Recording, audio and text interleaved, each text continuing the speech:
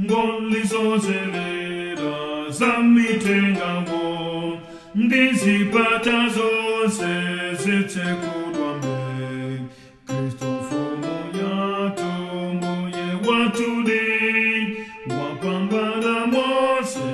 alamurabe ntchito zake zatimwimiretu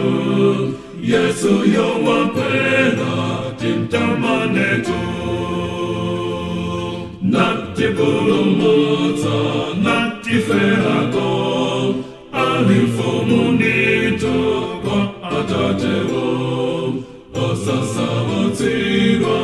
osafasoni Yesu mfumu yatu adakwerani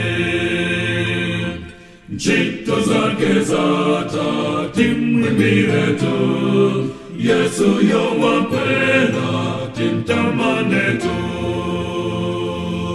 atipempelela malodalawo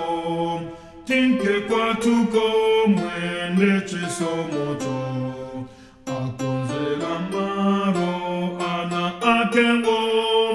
Yesu alipombe atikondaso ntchito zake zatimwimiretu Yesu yowapera timtamanetu